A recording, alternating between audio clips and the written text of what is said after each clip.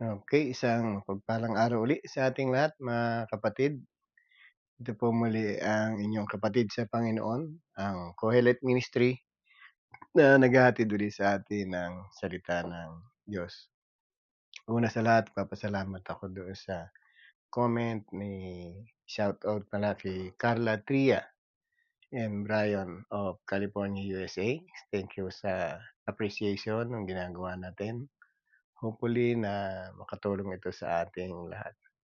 So, andun pa rin tayo sa topic natin, ano ba yung response natin sa ginawang pagliligtas ng Diyos at under po ng baptism. Pag-usapan po natin last meeting, ang baptism pala is immersion. Hindi po ito sprinkling at hindi po ito pouring. So by immersion, ito po yung Christian practices natin of baptism. Ito po yung tinatawag na Christian baptism or water baptism. Napag-usapan din natin mga bagay-bagay na nagkaroon ng example kung paano ibinabautismuhan. So nakita natin yung eunuko, ang Panginoon at sila ay dumako sa tubig sa maraming tubig upang sila ay ilubog. So nasa episode 51 na po tayo. Merry Christmas muna sa ating lahat. Malapit na po yung Pasko. At nakakaisang taon na po tayo sa ating ministry na ito. So pagpalain po tayong lahat sa ating mga ginagawa para sa ating Panginoon. So, napag-usapan natin last meeting, ang pag-usapan natin ngayon, sino ba yung mga karapat-dapat bautismuhan? So, kasi meron tayong nakikita at na alam na mga ibang denomination na kahit baby ay binabautismuhan nila o binibinyagan. So, actually, hindi talaga bautismo yung nangyayari kasi wala silang kapasidad doon sa mga nire-required ng baptism. So, sa atin, meron pong mga taong karapat-dapat bautismuhan at maliwanag po ang sinasabi ng mga kasulatan na nakasulat sa Biblia kung sino-sino yung mga dapat bautismuhan. Kaya nga sa atin, hindi kaagad-agad tayo nagbabaptize as long na hindi natin nakikita yung mga requirements na ito. So, una, ang karapat-dapat sa bautismuhan ay yung mga nananampalataya. According to Mark 16:16, ang sabi, ang sumasampalataya at mabautismuhan ay maliligtas, ngunit ang hindi sumasampalataya ay parurusahan. Verse 17, ang mga sumasampalataya ay magtataglay ng ganitong tanda, pangyarihan, pamamagitan ng makapagpalaya sila ng demonyo, makapagsilatero sila ng wika. Sila hindi dumampot ng mga ahas, sabi nga rito, o uminom ng lason at gagaling ang kanilang mga sakit. At gagaling ang mga may sakit na mapapatungan ng kanilang mga kamay. So ito po yung mga taong mga nananampalataya. Ang sabi sa Mark 16:16, ang sumampalataya at mabautismuhan ay maliligtas. So kung babalikan po natin ang senaryo sa Acts chapter 2, bago sila nagpabautismo, sila po ay nakarinig. So kung titingnan natin, ang conversion po ay after ng baptism at yung time na yon, ang mga tao po ay nakarinig muna ng message ng Panginoon mula sa mga alagad at sila ay nakapanampalataya. 'Pag pinag-usapan po yung pananampalataya ay paniniwala sa mga bagay na hindi natin nakikita at sa mga bagay na inaasahan nating darating. So kung titingnan natin, 'pag pinag-usapan natin sino yung mga karapat-dapat bautismuhan, ito po yung mga taong may taglay na pananampalataya, una sa lahat sa mga bagay na hindi nakikita, especially sa Diyos na hindi naman natin nakikita talaga.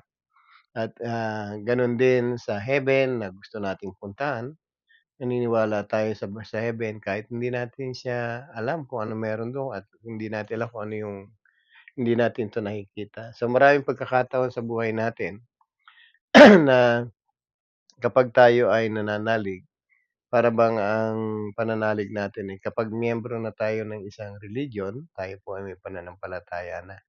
sa maliwanag sa pinag-usapan natin do'n sa topic natin tungkol sa pananampalataya bilang response din sa Panginoon. Ang pananampalataya ay bunga ng pakikinig at makakapakinig lamang kung may mga ngaral tungkol kay Kristo. Kaya nga po yung mga taong tinutukoy dito na nababautismuhan na mayroong pananampalataya, ito po yung mga nakakarinig ng mga bagay tungkol sa ating Panginoon. At marami pong tao ang naniniwala, sa pamamagitan ng, Biblia kung sino ang ating Panginoon. Kaya nga once na tayo'y hindi nag-aral ng salita ng Panginoon o hindi tayo nag-aral ng salita ng Diyos, hindi po natin makikilala ang Diyos, lalo higit ang Panginoon na siyang nagligtas sa atin. Kaya nga kung tayo ay mananalig sa Panginoon, una sa lahat may nangaral sa atin. Kaya nga po yung senaryo sa Acts chapter 2 verse 36 hanggang sumusunod, mapapansin natin doon after na nangaral si Peter at saka si John, nabagabag ang kanilang damdamin sa mga narinig nila tungkol sa ating Panginoon. At sa isang sign ng kanilang pananampalataya, tinanong nila ang mga alagad, "Mga kapatid, ano yung dapat naming gawin?"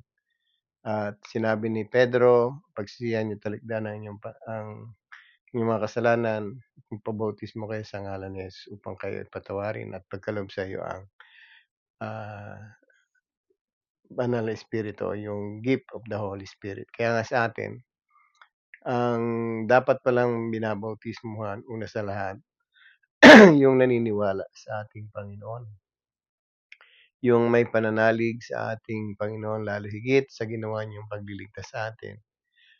Minsan nananampalataya tayo sa ating Panginoong Hesus pero hindi natin alam ano ba yung sinasampalatayaan natin sa Kanya.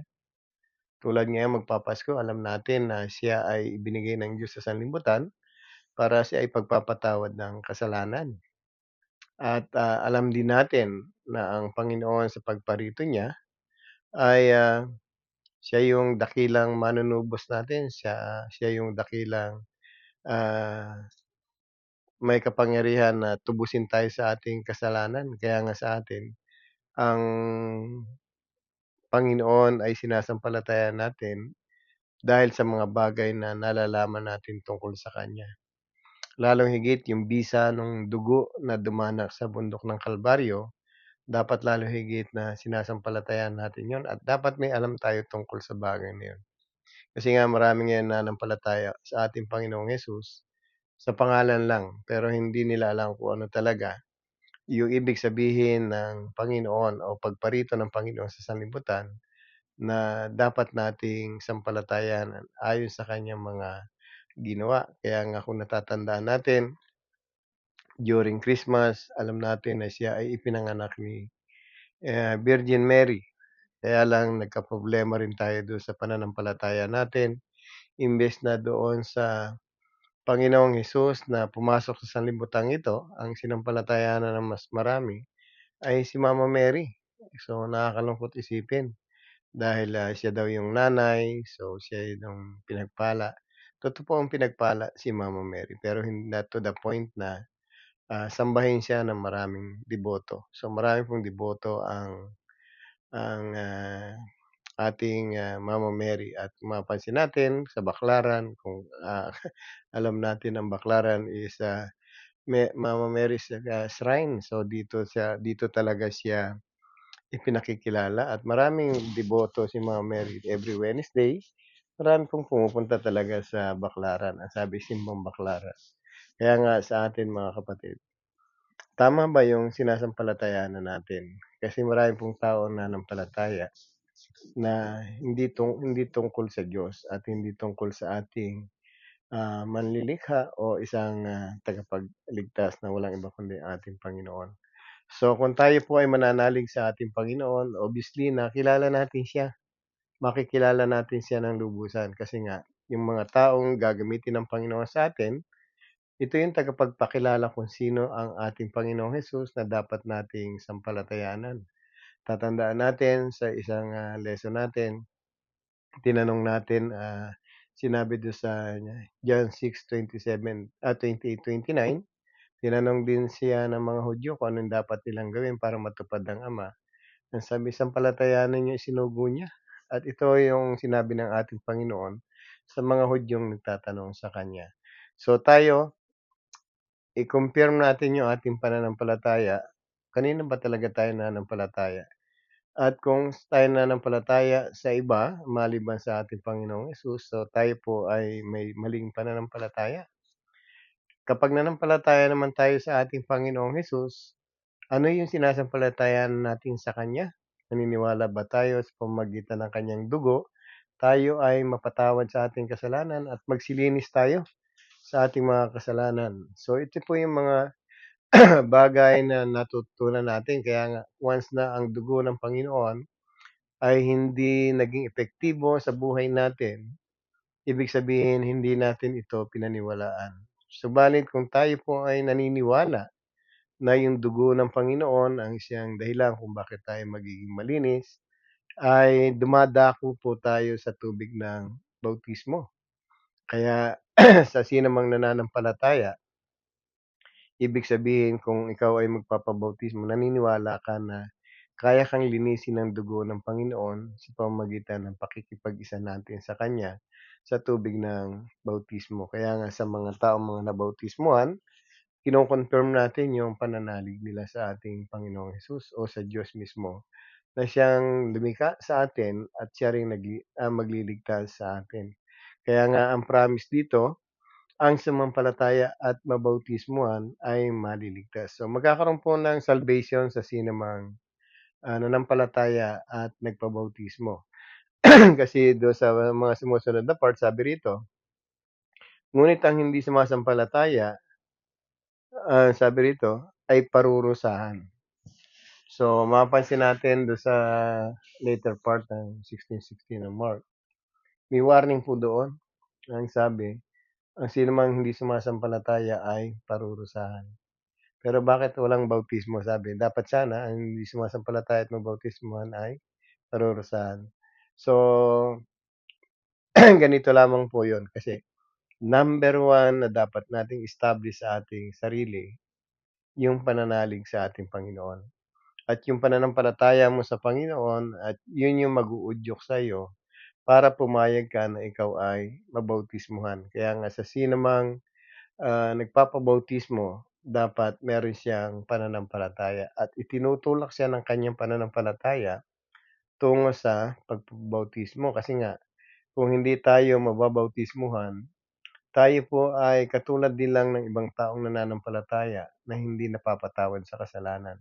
Kung mapapansin natin mamaya sa Acts 2:38, ang kapatawaran ng kasalanan ay after ng baptism, hindi po after ng pagsisisi. So mahalaga po yung meron muna tayong pananampalataya, ma-establish natin 'yan, and therefore madali na lamang yung pagpabautismo. Kaya nga do'n sa mga taong nakarinig na ng salita ng Diyos and then ayaw pang mabautismuhan, ibig sabihin hindi pa sila fully nananampalataya sa Diyos, lalo higit sa bisa ng dugo ng ating Panginoon. Kaya nga tayo ang kapatunayan na tayo naniniwala doon sa kapangyarihan ng dugo ni Kristo ay kung tayo ay tatanggap ng paglilinis sa pamamagitan ng bautismo, yung pakikiisa natin sa Kanya. Kasi ang promise po, yung nanampalataya at mabautismuhan ay maliligtas. Kaya nga hindi po hiwalay yung pananampalataya sa bautismo. Lagi pong magkaakibat yung pananampalataya na may bautismo. Kaya nga very essential po yung baptism.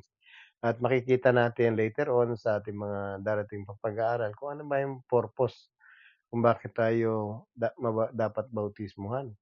So mapapansin natin hindi lamang yung nananampalataya, ayon din sa Matthew 28 verse 19, ito po yung Panginoon na nagsalita nung matapos siyang mabuhay maguli bago siya umakyat sa langit.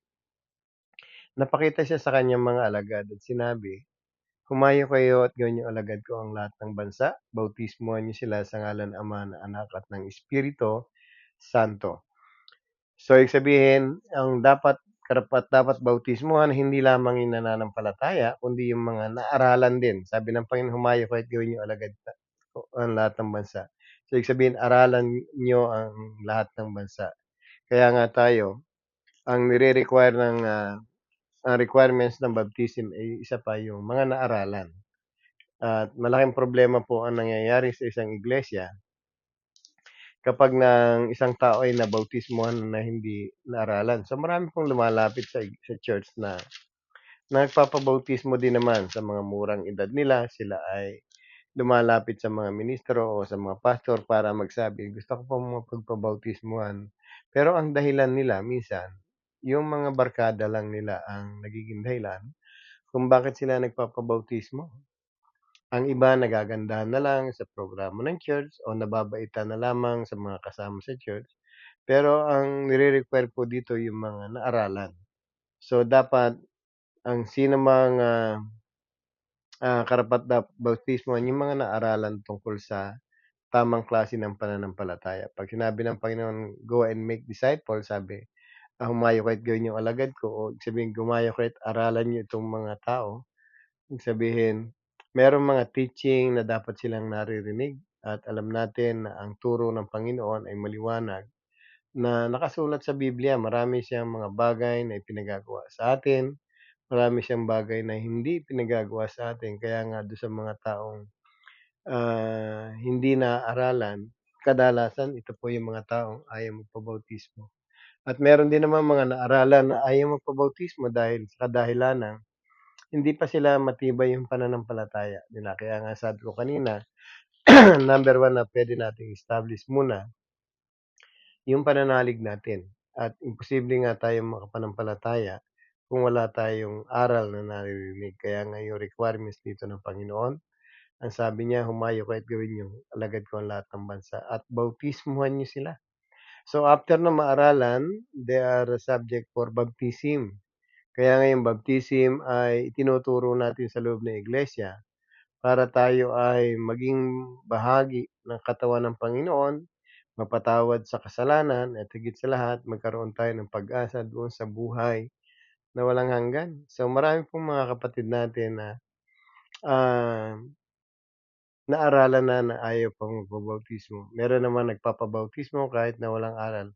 So, alin man sa dalawa na yon, may problema po yung isang tao kapag hindi po naging maayos yung proseso niya. So, dapat po bago siya nabautismuhan, siya ay naaralan, kasi ito po yung bilin ng ating Panginoon. At nung nagbilin siya, ang sinabi niya sa mga alagad sa verse 18, ang sabi, lumapit siya sa mga alagad at sinabi, "Ang lahat ng kapamahalaan maging sa langit at sa lupa, o ang kapangyarihan, maging sa langit at sa lupa ay ibinigay na sa akin." Kaya nga sabi rito, ah yung kapangyarihan na yung sa langit at sa lupa ay binigay na sa ating Panginoon.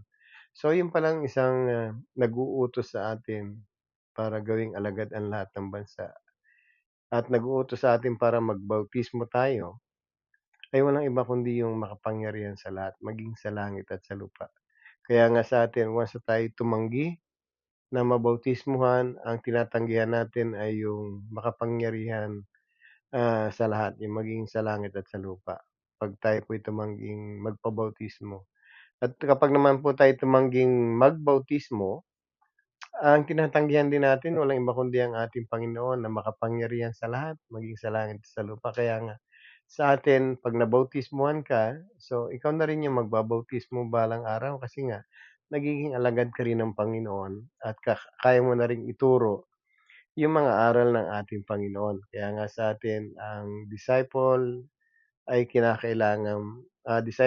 kinakailangan nangyayari sa loob ng iglesia.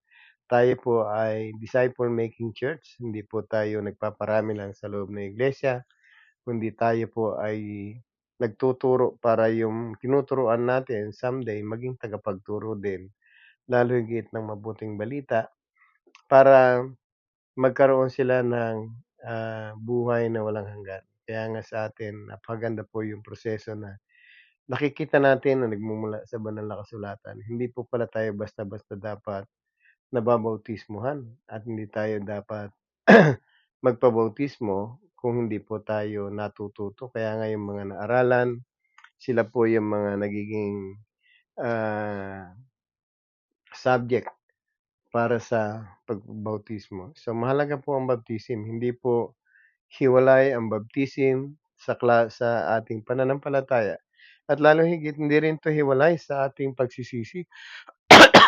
Sa aklat po ng mga gawa sa Acts 2:38, nung kinausap sila ng mga alagad, yung mga taong nakinig doon sa Jerusalem ng unang preaching ng mga alagad ng ating Panginoon, particularly na si Peter and John.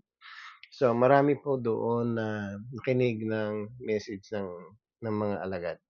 Ito po yung unang preaching about Jesus Christ, kung sino siya, at marami po doon ang nagpabautismo. Ang sabi nga, may 3,000 ang nagpabautismo nung araw na yon. Kaya nga sa atin, bakit sila nangabautismuhan? So una nga, nakarinig sila ng preaching mula sa mga alagad ng Panginoon. At ang narinig nilang aral ay yung walang iba kundi yung kamangha-manghang gawa ng Diyos. So ano ba yung mga kamangha-manghang gawa ng Diyos? Ito po yung ginawang pagliligtas ng ating Panginoon, especially yung pagpasok ng Panginoon sa limbutang ito. Kasi ang hindi nila alam na yung ipinako nila sa krus ay walang iba kundi yung anak ng Diyos na nagkatawang tao. Kaya kaya sabi rito sa verse 11, chapter 2 ng mga gawa, sabi rito, may mga taga-Creta, Arabia pa rito. Paano sila nakapagsalita sa ating wika tungkol sa kamangha-manghang gawa ng Diyos? Excuse me po. So makikita natin, ang preaching is all about doon sa kamangha-manghang gawa ng Diyos. Yung ginawa niyang pagliligtas, yung extraordinary things na ginawa ng Diyos para sa sangkatauhan, para tayo ay maligtas. Kaya nga sa atin, yung preaching na yon mahalaga. At simula noon ay maraming tao ang nakapanampalataya sa ating Panginoon. At simula din noon, maraming tao ang tumalikod at nagsisi sa kanilang mga kasalanan. Kaya nga ang proseso po ng baptism ay makikita din natin sa Acts 2:38. Sabi rito, nung tinanong sila ng mga taong nakapaligid sa kanila, ang sabi sa 37, nabagabag ang kanilang kalooban sa mga narinig na ito, at nagtanong sila kay Pedro at sa mga apostol na ang sabi, mga kapatid, ano yung dapat naming gawin? Then sa verse 38, sumagot si Pedro, tandaan nyo, sumagot si Pedro, pagsisihan nyo, talikdan ang inyong mga kasalanan at magpabautismo kayo sa ngalan ni Jesucristo upang kayo patawarin at ipagkaloob sa inyo ang Espiritu Santo. So nakikita natin ang preaching about Christ, ang preaching tungkol sa ating Panginoon, sa kamangha-manghang ginawa niya. Ang isang response natin talaga ay magpabautismo. Kaya lang, may requirement. Sabi nga kanina, kailangan ng palataya, kailangan ay naaralan. Kasi obviously, naaralan 'tong mga ito kasi nakarinig sila ng preaching. And kailangan sila nagsisi rin. Kaya nga sabi, nung sumagot si Pedro, ang sabi, pagsisihan niyo, talikdan ang inyong kasalanan at magpabautismo kayo. So kaakibat din ng repentance yung baptism. Hindi po puwedeng nagsisi ka lang na walang bautismo. Hindi ka rin puwedeng nanampalataya lang na walang bautismo, at hindi puwedeng naaralan ka lang na walang bautismo. So, dapat po laging magkakasama. After mong naaralan, mananampalataya ka, and dapat magpabautismo ka. Dito po ang pagsisisi ay kinakailangan din ng bautismo. Kasi kung mapapansin natin, marami naman tao talagang nag-aaral ng salita ng Diyos. Marami rin taong naturuan ng salita ng Panginoon, ng salita ng Diyos. Maraming taong nananampalataya sa Diyos at marami ding taong nagsisisi sa kanilang mga kasalanan. At subalit kung hindi sila mababautismuhan, maliwanag yung sinasabi dito sa Acts 2:38, upang kayo'y patawarin sa inyong kasalanan. So yung pagsisisi pala, hindi agad napapatawad ang kasalanan natin.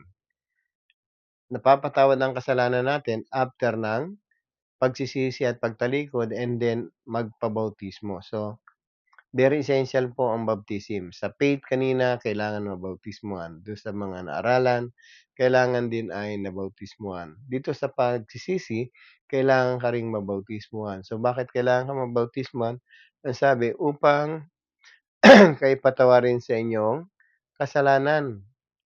So, yung kapatawaran pala ng kasalanan ay after ng baptism, hindi po after ng repentance lang. So, dapat may baptism kasi ang maliwanag sinasabi rito at kapag kayo nagpabautismo sa ngalan ni Jesus, kayo'y patatawarin sa inyong kasalanan at ipagkakalob sa inyo ang Espiritu Santo. So, mapapansin natin kung gaano kahalaga ang baptism. Dito pala nagsisimulang mapatawad ng kasalanan natin. Dito pala makikilala yung ating pananampalataya. Dito rin pala maipakikita natin na tayo'y natuto doon sa mga aral na tinanggap natin. Kasi matapos nating marinig ang lahat ng bagay tungkol sa ating Panginoon, ah, yung natutunan mo ang magiging dahilan kung bakit madali mong magagawa ang magpabautismo. At kung gusto mo ring patawarin kasi yung kasalanan, dapat alam mo rin ang nire-required ng pagpapatawad ay sa pamamagitan ng pagsisisi at pagbabautismo. So, ganito po natin makikita ganito kahalaga ang bautismo. Kaya nga hindi tayo magiging ganap na kay Kristo o hindi tayo magiging ganap na Kristiyano kung hindi po tayo nag-a-undergo dito sa pananampalataya na ito na may kasamang bautismo, pagsisisi na may kasamang bautismo at pag-aaral na may kasamang bautismo. So, mahalaga po pala yung baptism. Talagang dito natin makakamit yung kapatawaran. Kaya nga after na tayo ng baptismuhan, ang sabi sa susunod pag-aaralan natin, yung mga reason kung bakit tayo ay magpapabautismo. Isa yung magkaroon ka ng bagong buhay. So, ibig sabihin magiging new creation tayo, bagong nilalang tayo once na tayo ay nabautismuhan.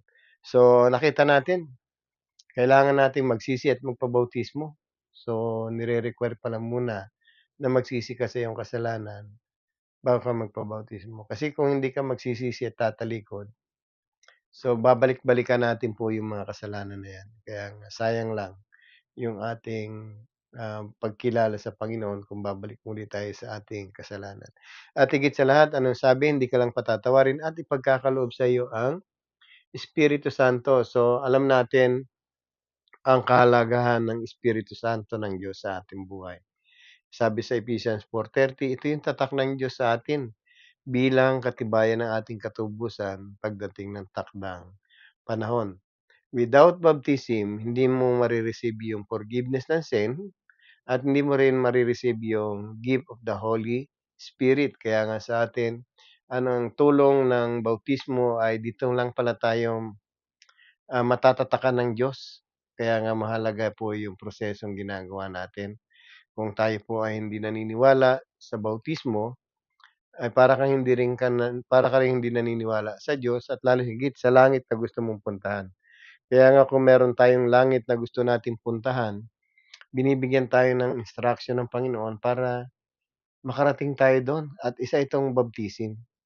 At walang makakarating sa langit na isang makasalanan na hindi napatawad sa kanilang kasalanan. Kaya nga pansin natin sa Acts 2:38, ang kapatawaran ng kasalanan ay after ng baptism. Kaya nga maliwanag po sa atin, mga kapatid, bago tayo siguro dumako sa tubig ng bautismo, dapat siyasatin natin ang sarili natin. Kaya mo na bang magsisi at tumalikod sa kasalanan bago tayo magpabautismo? Kaya nga mahalaga po sa atin yung mga turo ng ating Panginoon. Kaya nga yung mga nire-required ng Panginoon bago magpabautismo, napakaliwanag. Kailangan mong naaralan ka. At once na ikaw ay naaralan, magkakaroon ka ng pananampalataya. Kapag na-establish mo na yung pananampalataya mo, madali na lang sa'yo yung tumalikod at magsisi sa iyong kasalanan at lalo higit yung magpabautismo para tayo mapatawad sa ating kasalanan.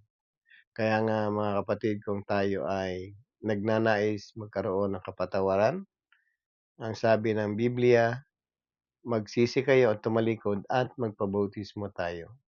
Kung gusto nating maligtas dapat, ang sabi sa Mark 16, ang sumampalataya at mabautismuhan ay maliligtas. Kaya nga sabi ng Panginoon, "Aralan niyo't gawin niyong alagad ko ang lahat ng bansa." Para maging alagad po tayo ng Panginoon, sabi, kailangan tayong mabautismuhan sa ngalan ng Ama, ng Anak, at ng Espiritu Santo. So, yung mga Pariseo na tumanggi sa bautismo ay lumalabag sa kalooban ng Diyos, yung mga dalubhasa sa aral ng kaya nga do'n sa mga scribes na tinatawag na dalubhasa ng kautusan. Saka yung mga Pharisees, ito yung mga lingkod ng mga templo, yung mga so silang lahat ng mga nagsitanggi sa tubig ng bautismo ay tumanggi sa kalooban ng Diyos. Kaya nga mga kapatid, para hindi tayo mapahamak, bilin po ng banal na kasulatan sa atin na tayong lahat ay kinakailangang bautismuhan. Subalit ang bautismo, sabi ko nga, may mga requirements pala, hindi po basta-basta nagpapabautismo. So, sa next meeting natin pag-usapan natin ano ba yung sinisimbolo ng baptism, bakit kailangan ko magpabautismo. Ito po yung susunod na pag-aaralan natin. Muli nagpapasalamat ako sa ating, mga tagapakinig. Pagpapala ng Diyos sumainyo at nawa sa darating ng Pasko at, panibagong taon ng buhay natin, patuloy nating, maramdaman yung regalo ng Panginoon sa atin, yung kanyang bugtong na anak, yung regalo ng Diyos sa sanlibutan upang tayo ay magsigaling sa ating mga kasalanan at magkaroon tayo ng buhay na walang hanggan. So hanggang sa muli mga kapatid, Merry Christmas po sa inyong lahat and shout out sa inyong mga, tumatangkilik ng Kohelet Ministry. So, muli inaanyayahan ko kayo sa susunod na episode. Salamat pong muli. Pagpalain po tayo lahat ng Panginoon.